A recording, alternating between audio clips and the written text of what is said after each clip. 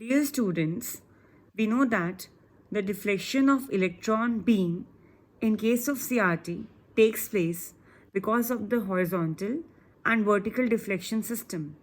Therefore, it becomes very important for us to derive the expression for the horizontal and the vertical displacement of the electron as well as the deflection of the electron beam on the screen because of this deflection system.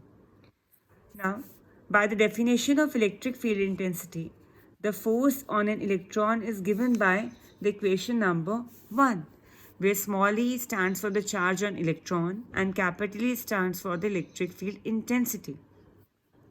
And the negative sign here indicates that the force on the electron will be exerted in a direction opposite to the electric field lines. Now, let us consider two parallel plates where the upper plate is given the positive potential whereas the lower plate is given the negative potential. And so, the electric field lines will run from positive to negative potential like this. And also, these electric fields are uniform in nature, which means that any electron under the influence of this electric field will be accelerated towards the positive potential since the electric field lines are moving downward. Therefore, the force will be exerted towards in the upward direction, that is towards the positive anode. And the acceleration is given by force per unit mass. That is, the acceleration is minus, if from the equation number 1, we can rewrite it as this, where the unit is going to be meter per second square. Now, we will be discussing the motion of an electron in the electric field with respect to the Cartesian axis. And also, we will be using the subscript notation for the components of velocity, force and acceleration. Let Vx be the velocity component along x-axis and Vox be the initial velocity component along x-axis and Fy is the force component along y-axis. Now, let us refer back to this figure.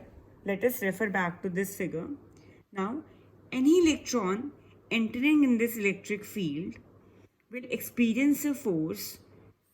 Electron entering in this field, I should say, with the initial velocity Vox in the x direction will experience a force only in the y direction since the electric field lines are existing only in the y direction. So the force it will experience will be only in the y direction and there will be no force component in either the x or the z direction. No force means, if I say no force means zero acceleration. And students, we know that zero acceleration means constant velocity, which means that electron entering the field in the positive x direction with initial velocity Vox will continue to travel along x-axis with the same velocity. And since the velocity along z-axis is already zero, there will be no movement of electron along z-axis. So if I look at this equation of the acceleration, I can rewrite in terms of y component as my equation number 1. Now, because of the uniform electric field intensity, the acceleration in the y direction is going to be constant, right? So, let us highlight the equation number 1 as we are going to use it further. Now, we are interested in basically finding out the velocity in the y direction and the displacement in both the x and the y direction. So we'll be using the basic standard equations of velocity and distance. We all know that v equals to u plus at, where v is the final velocity, u is the initial velocity, a is the acceleration, and t is the time t. Since the initial velocity component along the y direction, v/y, is equal to 0, therefore this equation will change to a by t, since we have substituted v/y in u as 0. So the final component of velocity in the y direction is given by this equation. See, this is in Roman number 2. Now, from equation 1 and 2, we can rewrite the equation of the velocity component along y-axis as minus e ey upon n into t. Now, let us student find out the displacement along y-axis. Now, to find the displacement along y-axis, we'll be using this equation. Okay? Now, this equation can be rewritten as y0 plus v/t plus half a by t square, where y0 is the initial displacement. Okay? Also, we know that the initial displacement, let us take the initial conditions, that is, both the initial displacement and the velocity component are 0. Then the displacement in the y direction may be given as half a by t square. Now, substituting the equation number 1 in equation number 2, what are we going to get? The y will be given as minus e ey 2m upon t square. Give it equation number 3. Similarly, let us find out displacement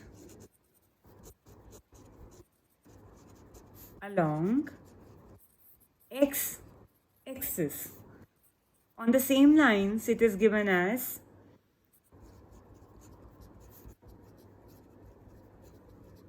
where x0 is the initial displacement along x-axis and vox is the initial velocity component along x-axis and ax is the acceleration, of course. Now we have already seen that ax is equal to 0. There is no acceleration in the y direction, in the x direction, and also the initial component of displacement x0 is 0. Therefore, x now becomes equals to half ax t square. Sorry, let me rewrite it as, since we are substituting 0, x is now vox t. So t would be given as x upon v0 x. Give it equation number 4. On substituting equation number 4 in equation number 3, y would be given as minus e ey to vox square m into x square. Now student, this equation looks familiar with the equation of parabola, which means that an electron moving in the electric field intensity, which is uniform, is parabolic in nature. This movement of the electron is parabolic in nature. Now, we have to find out the expression for electrostatic deflection on the screen, which is very, very important. For this, let us consider two deflection plates, which are vertical deflection plates. Let the distance between these two plates is d and their effective length be, say, which is in the x-axis, let the effective length be ld. Okay.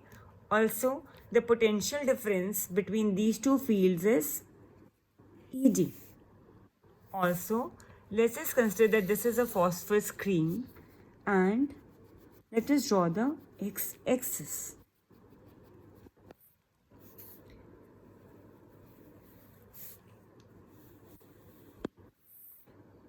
Now students, let us assume that the electric field intensity between the two plates is given as Ed upon D, where ED is the potential difference and D is the distance between the two plates. Now, an electron entering the field with an initial velocity Vox is deflected towards the positive plate in a parabolic path, something like this. However, as the electron leaves the plate at a distance x equals to LD, it is no more under the influence of electric field intensity and therefore starts to travel in a straight line like this, and it strikes the phosphor screen at a point, say P dash.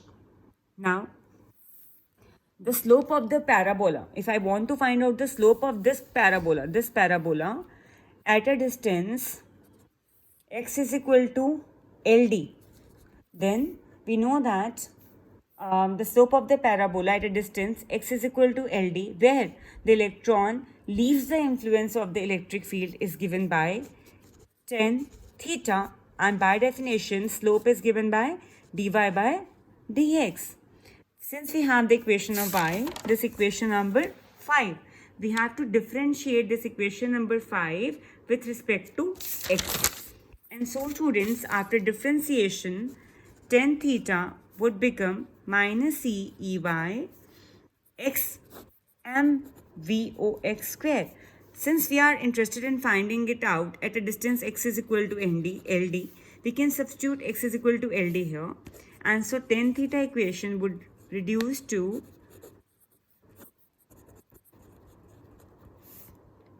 also the straight line is basically tangent to the parabola at a distance x is equal to LD. So if we extend this line, it intersects the x-axis at a point O dash. Now I am interested in finding out the location of this point O dash. So see, this is y, right? Now x minus O dash, students, tan theta may be given as y upon x minus O dash. Since tan theta is perpendicular upon base, so what is x minus O dash? It is y upon tan theta. Now we have the equation of y, we have the equation of tan theta with us. We just need to divide both of them. So when you divide both of them, you will get LD by 2, which means that O dash is at the center of the deflection plates. So this O dash is going to divide the deflection plates into two parts, LD by 2, and let us also assume that the distance between the center of the deflection plates and the screen is given by capital B, and this vertical deflection on the screen is given by capital D. Now the students, the deflection on the screen, you can see tan theta is equal to D by L. If you look here, tan theta is also given by D upon capital L, where L is the effective length. So D equals to L tan theta, since tan theta is equal to D by L. Now, students, let us, by mistake I have written it y, you may change it to L. So tan theta is equal to nothing but D upon L. From this triangle we are taking. Earlier we had taken it from the smaller triangle, this one. Now we are taking it from a bigger triangle using the same angle, theta. So tan theta will become G by L. So theta is equal to, so D is equal to L tan theta.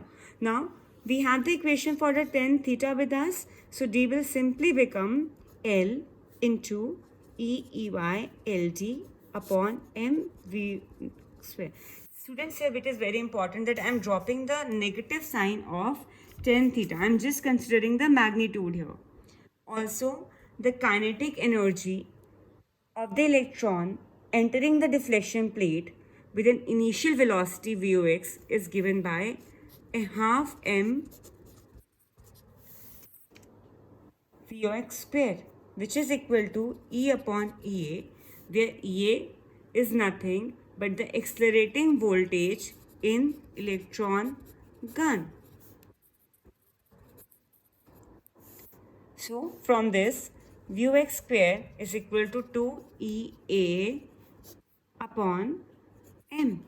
So say students, I give it equation number say 7 or say 6. Yeah, this is equation number 6 and this is the equation number 7. So I'm substituting 7 in equation number 6. The D would be finally found out as L into LD ED 2D upon EA. This is after simplification. Give it equation number 8. Now students, let us just see what all the parameters here denoting. Capital D is the deflection on the fluorescent screen, which we were interested in finding out. L is the distance from the center of the deflection plates to the screen in meters. LD is the effective length of deflection plates. ED is the deflection voltage. EA is the accelerating voltage. And D is the distance, vertical distance between the two deflection plates. Now, students, equation number 8 clearly indicates that for a given accelerating voltage EA and the fixed parameters of the CRT, the deflection on the screen is directly proportional to the deflection voltage, which means that the CRT may be used as a linear voltage indicating device. Also, the deflection sensitivity of a CRT is defined as the deflection on the screen per unit deflection voltage. So it is basically D upon ED, and so it becomes LLD. Just drop ED from here, 2D upon EA, and it is given as millimeter per volts. This indicates that the deflection sensitivity of a CRT is independent of the deflection voltage ED but depends upon the accelerating potential EA. Also, one more factor is deflection factor, which is given as the reciprocal of deflection sensitivity, and so 1 upon S, and therefore it becomes 2EDEA upon L into LD. So the student, this is all for the derivation of the electrostatic deflection, in which we have found out, see how many things we have found out. We have found out the equation for the vertical displacement and found out that this is parabolic in nature. We also found out the equation for the deflection on the screen, D. We also found out the deflection sensitivity and the deflection factor.